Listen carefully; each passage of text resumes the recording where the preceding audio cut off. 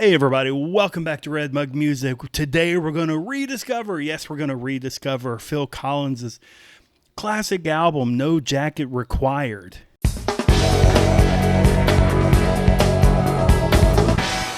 This has been a long-time favorite album of mine. I even had the cassette tape when it came out, but I can guarantee you I didn't like it as much then as I do now. And if you don't know what I'm talking about, keep watching.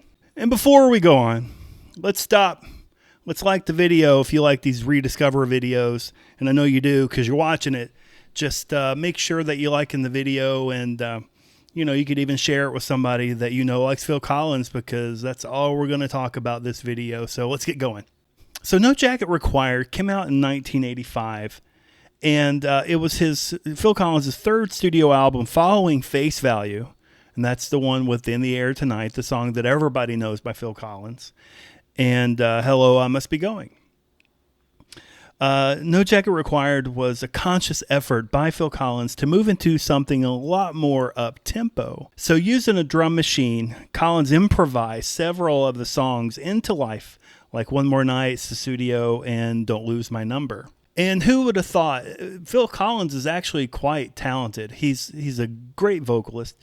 And on this album, he also played drums. We all know him to be a drummer because he has a very Phil Collins sound when it comes to drums. You always know when you hear Phil Collins drums. When you hear that feel in a song, you're like, ooh. The one that you hear in the air tonight. Do-doom, do-doom, do-doom, do-doom, do-doom, do-doom, do-doom, do-doom. It's just so Phil Collins, right? But he plays the drums. And also he plays drum machines, which actually kind of helped create a lot of these songs. Keyboards, he played bass and an instrument called the kalimba, which we're going to get into that later. So stick around if you want to know what a kalimba is. So let's go ahead and rediscover No Jacket Required by Phil Collins. So we'll start with song number 1, which is Sussudio. Sussudio is a very, very good start for this album. Very energetic. It's got a great hook. It's got that big band sound mixed with, the drum machines and keyboards that sound a whole lot like Prince's 1999. Listen to them back to back. You'll see what I mean. And if you want to know what Sussudio means, when he made the song, it meant nothing. Sussudio was just kind of a lyrical placeholder, for whenever he was writing the music, and it just kind of stuck. And so he ended up changing, or he made Sussudio into a girl's name. So whenever I hear him say Sussudio, I just think her name's Sue. And he's just continuing that off with Studio. So, but if you want to know what Sussudio means, it means absolutely nothing. But in the context of the song, it means it's a girl's name. Song number 2 is called Only You Know and I Know. The thing about Phil Collins, he comes up with the craziest song titles that, it's just typically people just don't. I mean, we're already song number 2, Sussudio. It's a made up name. Only You Know and I Know. It's just, I don't know. It's just, he's really good at that. But this is the perfect track to follow up. This is a great number 2 track on this, a great follow up to Sussudio. It's got a really good rock beat, more keyboards, more big horns. And when I listen to this album, I realize how much I miss big horns, and you don't really hear that in today's pop music, which is kind of a shame. All right, song number 3 is called Long, Long Way to Go. This is a very nice and a good place for it on the album, a very nice change of pace, kind of a slower ballad. And I really, really, really like this song, and I don't know if there's ever a song that Sting sings backup vocals that song is not just absolutely amazing. I know he did that with Dire Straits. I mean, made that song way better. He did that with Arcadia, which is Duran Duran. He just makes everything better. But I swear, when I listen to the song at the very, very end, I know Sting is singing backup, and maybe I'm hearing Phil Collins, but I swear that I can hear Peter Gabriel, but he's not credited on this song, so maybe not, I guess not. I can't prove it, but I swear I hear him, but maybe not. If you know that Peter Gabriel sings on this song, like backup, let me know, because I'd like to know, because I didn't see it anywhere that he did. Song number 4 is called I Don't Want to Know, which makes me think of REO Speedwagon, but it's not. This is a really nice rock number, especially to follow up Long, Long Way to Go.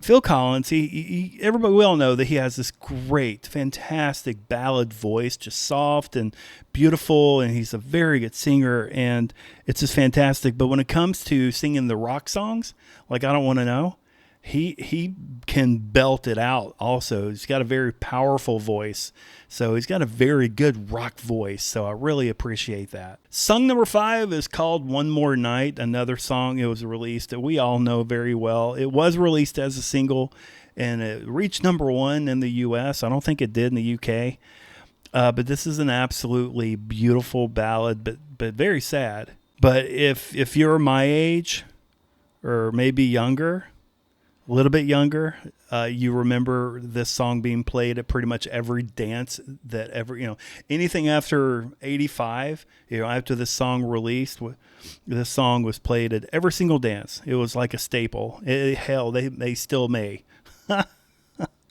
So, One More Night, great song. Song number 6 is Don't Lose My Number.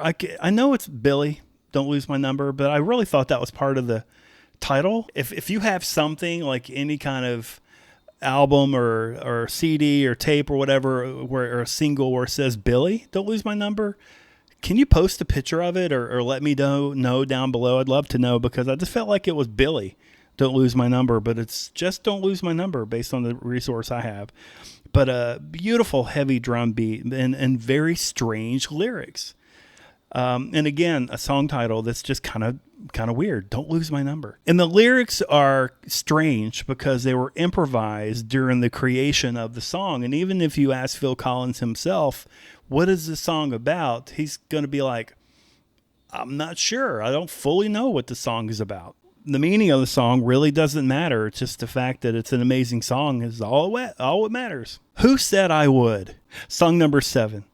This one, if you remember, starts with what sounds like a music box. That's what I thought. And that's the note I made. It's like, it's got a music box sound, and but played at the tempo of the song, so it's like a sped up music box. But come to find out, this was actually an instrument that Phil Collins played that I mentioned at the beginning of the video, called a kalimba, which is it's an instrument originated in Zimbabwe. This is a kalimba. A kalimba has, as you see, those little like metal strips, and what you do, you just pluck them with your thumb, and it makes that sound. And if you think of a music box, it's the same really concept, because those little metal strips are actually just stationary in there, just like it is here. And then as the wheel rolls, you have all those little notches that come out, and they flick it just like you do with your thumb.